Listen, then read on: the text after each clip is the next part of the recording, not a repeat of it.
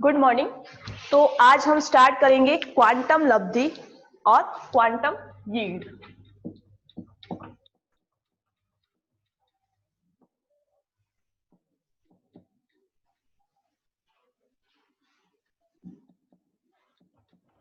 Quantum लब्धि और quantum yield. तो quantum लब्धि का यूज कहाँ किया जाता है? सबसे पहले तो हम ये देखते हैं, जो हमारी प्रकाश रासायनिक अभिक्रिया है, उस प्रकाश रासायनिक अभिक्रिया में उत्पाद के निर्माण की दर और क्रियाकारक के विघटन की दर को दर्शाने के लिए हम किसका यूज करते हैं? क्वांटम लब्धि का यूज करते हैं। या तो उत्पाद का निर्माण होगा या क्रियाकारक विघटित होकर क्या करता है? उत्पाद का निर्माण करता है। तो या तो क्रियाकारक के विघटन की दर या उत्पाद के निर्माण की दर को हम किससे दर्शाते हैं? क्वांटम लब्धि से दर्शाते हैं। ठीक है। तो किसी रासायनिक अभिक्रिया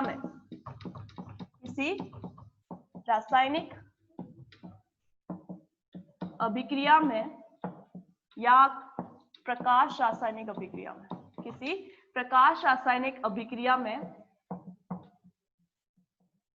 उत्पाद निर्माण की दर या किसी प्रकाश रासायनिक अभिक्रिया में उत्पाद निर्माण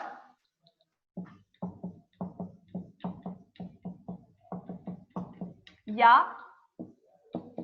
क्रियाकारक के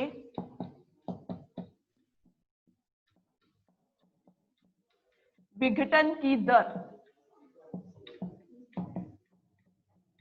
को दर्शाने के लिए किसका यूज किया जाता है? क्वांटम लब्धि का यूज किया जाता है।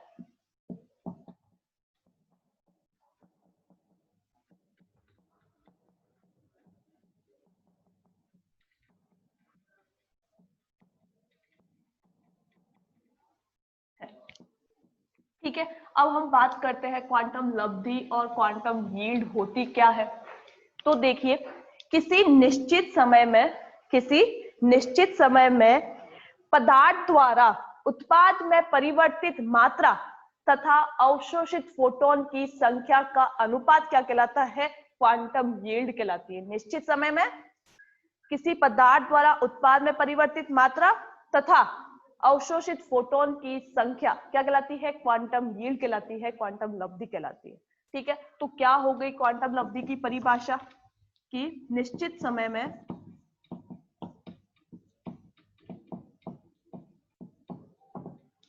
पदार्थ द्वारा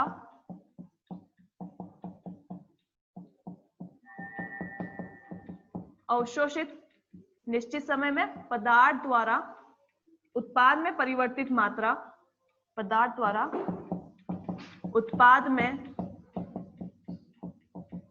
परिवर्तित मात्रा तथा अवशोषित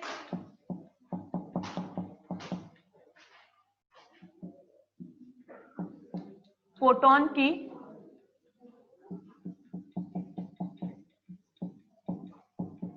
संख्या का अनुपात क्या कहलाता है?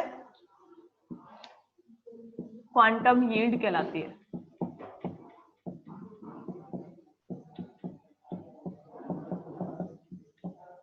अब पहले तो ये बताओ, फोटोन क्या होता है?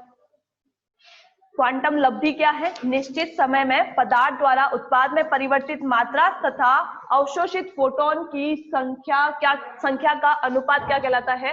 क्वांटम यील्ड कहलाती है, क्वांटम लब्धि कहलाती है।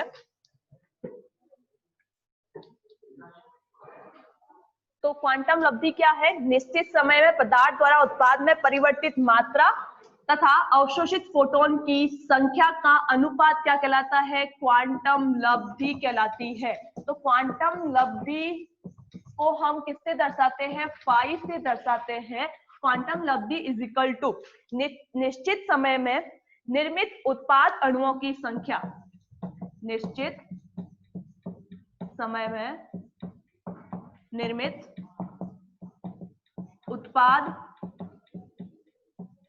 अणुओं की संख्या अपॉन क्या है? अवशोषित फोटोन की संख्या, यानी कि निश्चित समय में निर्मित उत्पाद की अणुओं की संख्या उसी समय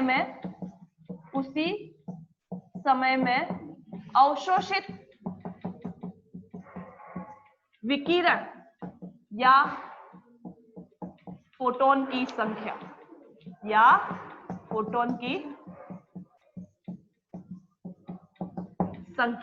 क्या कहलाती है? क्वांटम लब्धि कहलाती है। तो क्वांटम लब्धि फाई इजिकल टू क्या है? निश्चित समय में निर्मित उत्पाद अणुओं की संख्या बटा उसी समय में अवशोषित विकिरण या फोटोन की संख्या क्या कहलाती है? क्वांटम लब्धि कहलाती है। अब क्वांटम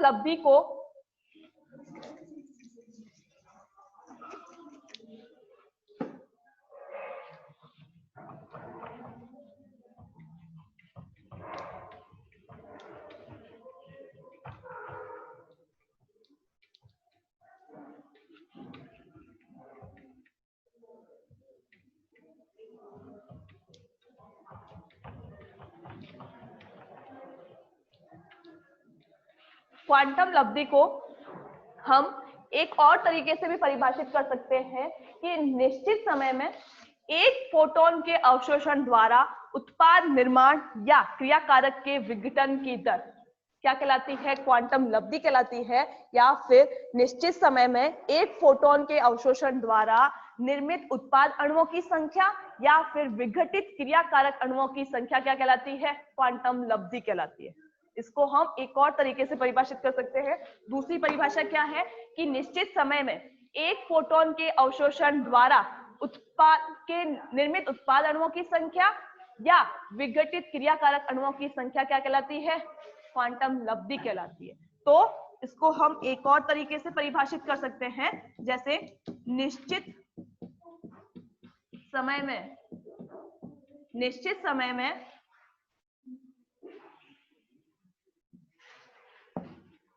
एक फोटोन के अवशोषण द्वारा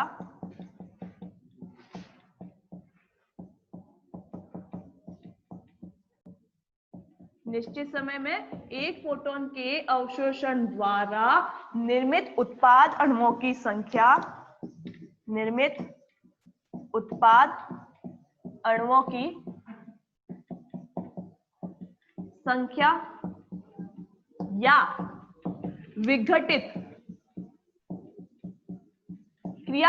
अणुओं की संख्या या विघटित क्रियाकारक अणुओं की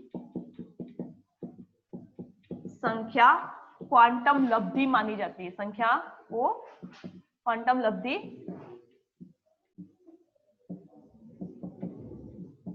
माना जाता। ठीक है, तो निश्चित समय में एक फोटोन के अवशोषण द्वारा निर्मित उत्पाद अणुओं की संख्या या विघटित क्रियाकारक अणुओं की संख्या को क्वांटम लब्धि के रूप में दर्शाया जाता है। अब इसको हम स्टार्क आइंस्टीन सिद्धांत के अनुसार भी परिभाषित कर सकते हैं। तो स्टार्क आइंस्टीन सिद्धांत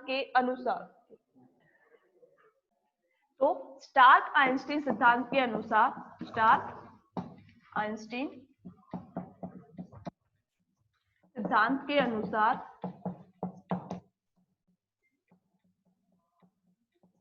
प्रत्येक अणु द्वारा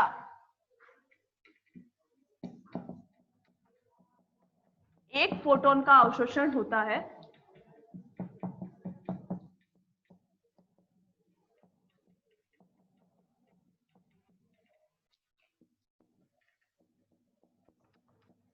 अतः एक फोटोन के अवशोषण द्वारा या तो एक अणु का निर्माण होगा या एक अणु का क्या होगा? विघटन होता है।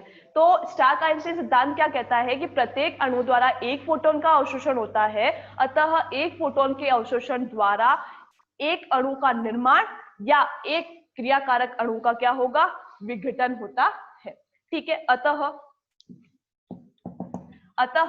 एक अणु का विघटन या एक अणु का निर्माण होता है। अतः एक अणु का विघटन या एक अणु का क्या होता है? निर्माण होता है। एक अणु का निर्माण होता।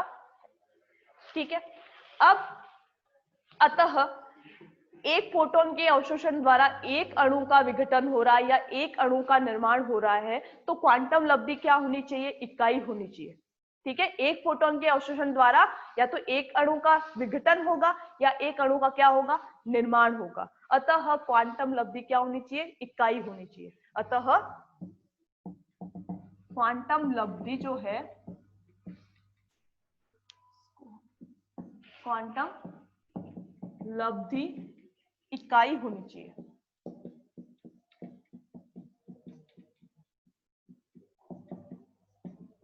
क्वांटम लब्धि क्या होनी चाहिए? इकाई होनी चाहिए। अब क्वांटम लब्धि के आधार पर प्रकाश रासायनिक अभिक्रियाएं तीन टाइप्स की होती है, तीन प्रकार की होती है। क्वांटम लब्धि के आधार पर प्रकाश रासायनिक अभिक्रियाओं को तीन भागों में बांटा जाता है।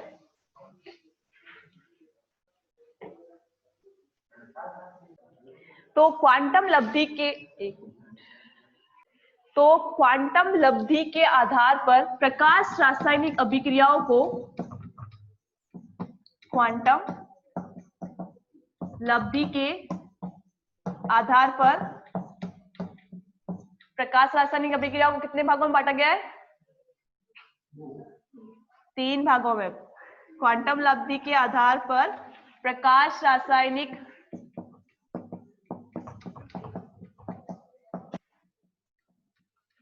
मैं जस्ट अभी बोली हूं, ध्यान कहाँ रहता है तुम लोगों का? क्वांटम लब्धि के आधार पर प्रकाश रासायनिक अभिक्रियाओं को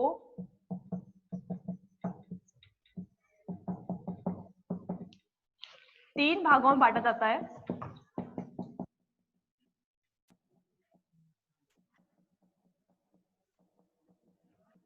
पहला, जब फाई बराबर क्या हो? 1 हो। फाई बराबर क्या हो? 1 हो, तो हमको क्या मिलती है? सामान्य प्रकाश रासायनिक अभिक्रिया प्राप्त होती है। सामान्य प्रकाश रासायनिक अभिक्रिया प्राप्त होती है। ठीक है, अगर फाई बराबर या फाई लेस देन 1 हो तो क्या होगा? निम्न क्वांटम लब्धि, या फिर हम कह सकते हैं ऋणात्मक क्वांटम लब्धि, ऋणात्मक क्वांटम लब्धि की प्रकाश रासायनिक अभिक्रिया हमको प्राप्त होती है।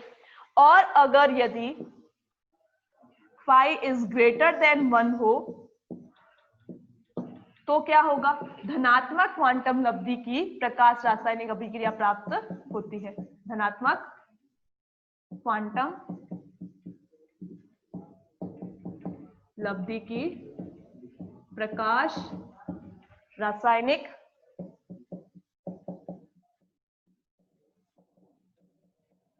अभिक्रिया प्राप्त होती है। तो क्वांटम लब्धि फाई के आधार पर प्रकाश रासायनिक अभिक्रियाओं को तीन भागों में बांटा जाता है। पहला, अगर फाई बराबर क्या हो? 1 होता है तो हमको सामान्य प्रकाश रासायनिक अभिक्रियाएं प्राप्त होती है। और अगर फाई क्या हो? लेस देन 1 हो तो हमको कौन सी? ऋणात्मक क्वांटम लब्धि की प्रकाश रासायनिक अभिक्रिया प्राप्त होती है। और अगर फाई इज ग्रेटर देन 1 है तो क्या होगा? धनात्मक क्वांटम लब्धि की प्रकाश रासायनिक अभिक्रिया अपन को प्राप्त होती है। धनात्मक यानी कि क्या हो गया? 1 से ज्यादा है, यानी कि उच्च क्वांटम लब्धि की अपन को प्रकाश रासायनिक प्राप्त होगी, प्रकाश रासायनिक अभिक्रिया प्राप्त होगी। और अगर लेस देन 1 है, यानी कि क्वांटम लब्धि का मान क्या होगा? कम होगा, उसको हम कहेंगे निम्न क्वांटम लब्धि की प्रकाश रासायनिक अभिक्रिया। ये हो जाएगी उच्च क्वांटम लब्धि की प्रकाश रासायनिक अभिक्रिया, ये हो जाएगी निम्न क्वांटम लब्धि की प्रकाश रासायनिक अभिक्रिया। अब हम देखेंगे इस धनात्मक यानी कि उच्च क्वांटम लब्धि की या उच्च क्वांटम लब्धि का कारण क्या है, किस कारण से अपन को उच्च क्वांटम लब्धि प्राप्त होती है। ठीक है, तो आगे देखते हैं। तो नई हेडिंग लगा लेंगे हम, उच्च क्वांटम लब्धि के कारण।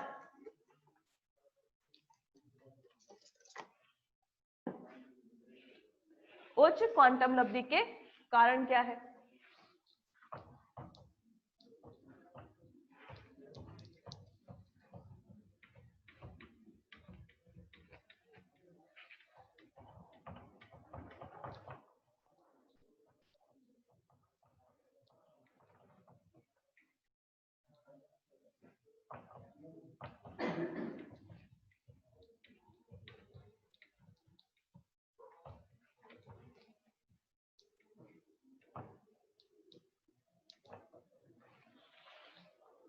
उच्च क्वांटम लब्धि के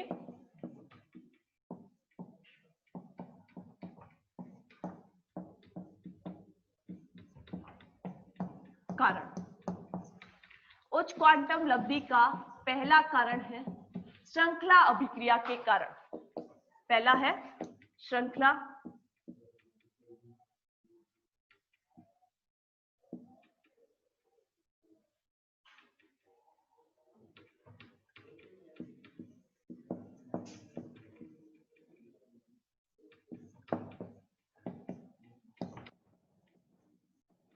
श्रृंखला अभिक्रिया के कारण। ठीक है, देखिए श्रृंखला अभिक्रिया हम सबको पता है 3 स्टेप्स में खत्म होती है ना, 3 स्टेप में कंप्लीट होती है। पहला स्टेप उसका चेन इनिशिएशन स्टेप होता है, सेकेंड संचरण पद है ना, प्रोपोगेशन स्टेप, तीसरा समापन टर्मिनेशन स्टेप होता है। ठीक है, अब जो श्रृंखला अभिक्रिया में मुक्त मूलक बनता है, फ्री रेडिकल बनता है, हमारी श्रृंखला अभिक्रिया में क्या बनता है, फ्री रेडिकल मुक्त मूलक बनता है। वो मुक्त मूलक क्या करता है, दूसरे नए मुक्त मूलक का निर्माण करता है। श्रृंखला अभिक्रिया में जो मुक्त मूलक बनता है वो क्या करता है, दूसरे मुक्त मूलक का निर्माण करता है, जिससे क्या होगी, अभिक्रिया की लब्धि का या अभिक्रिया की लब्धि क्या होती है, बढ़ती है। ठीक है, जैसे मैंने मीथेन का क्लोरीनीकरण लिया, ठीक है, तो देखिए इसमें क्या होता है, पहले तो मैं रिएक्शन लिख रही हूँ, CH4 प्लस Cl2 H विकिरण अवशोषित करके क्या बनाता है ये,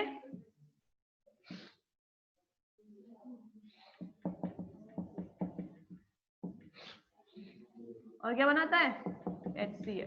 ठीक है, क्लोरोमीथेन और HCl बनाता है। अब इसकी मैकेनिज्म की बात करें श्रृंखला अभिक्रिया की, तो सबसे पहले क्या करता है, Cl2 H विकिरण अवशोषित करके क्या बनाता है, 2 Cl मुक्त मूलक बनाता है। ठीक है, तो Cl2 विकिरण अवशोषित करके क्या बनाएगा, 2 Cl मुक्त मूलक बनाता है। ठीक है, अब ये जो Cl मुक्त मूलक बना है, ये जो Cl मुक्त मूलक बना है वो क्या करेगा, एक नए मुक्त मूलक का निर्माण करेगा। ठीक है, तो ये जो Cl मुक्त मूलक बना है, अब ये किस पे अटैक करेगा, CH4 मीथेन पे अटैक करेगा और क्या बनाएगा, एक नया मुक्त मूलक बनाता है। कौन सा मुक्त मूलक बनेगा, CH3 मुक्त मूलक प्लस क्या बनेगा, HCl बनता है। ठीक है, और ये CH3 मुक्त मूलक अब किससे क्रिया करेगा, CH3 मुक्त मूलक Cl2 से रिएक्शन करेगा और क्या बनाएगा, क्या बनाएगा, ये जो अपना उत्पाद है CH3Cl, और क्या बनाएगा, एक वापस से Cl मुक्त मूलक बनाता है। ठीक है,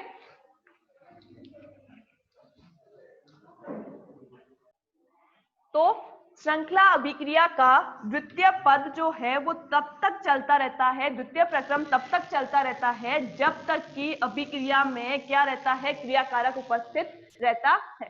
ठीक है, क्रियाकारक में क्या रहता है, सॉरी अभिक्रिया में क्या रहता है, क्रियाकारक उपस्थित रहता है, जिससे क्या होगा, यदि यानी कि जितना क्रियाकारक हम लेंगे, अगर हमने ज्यादा क्रियाकारक लिया है तो ये स्टेप भी क्या होंगे, ज्यादा होंगे और लब्धि क्या होगी, ज्यादा होगी। अगर हम कम क्रियाकारक लेते हैं तो ये स्टेप क्या होंगे, कम होंगे और हमारी लब्धि क्या होगी, कम होगी।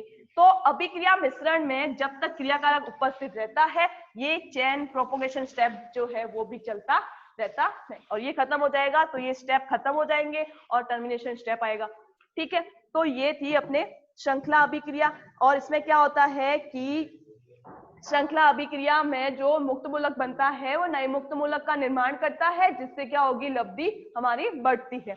अब इसका एक और एग्जांपल ले सकते हैं हम, जैसे ओजोन का विघटन, वो भी क्या है, एक श्रृंखला अभिक्रिया है। ठीक है, तो ओजोन का क्षय या ओजोन का विघटन भी क्या है, एक श्रृंखला अभिक्रिया है, जिसमें एक Cl मुक्त मूलक 1,00,000 ओजोन अणुओं का विघटन कर सकता है, जिसमें एक Cl मुक्त मूलक जो है वो लगभग 1,00,000 ओजोन अणुओं का विघटन कर सकता है, उसका डीके कर सकता है, उसका क्षय कर सकता है। तो ओजोन का क्षय या ओजोन का विघटन क्या है, वो भी एक श्रृंखला अभिक्रिया है, जिसमें एक Cl मुक्त मूलक लगभग 1,00,000 ओजोन अणुओं का विघटन करता है। फिर इसका दूसरा कारण है परिवर्तित अभिक्रिया या द्वितीय प्रक्रम का के कारण उच्च लब्धि होना, वो हम क्या करेंगे नेक्स्ट क्लास में पढ़ेंगे।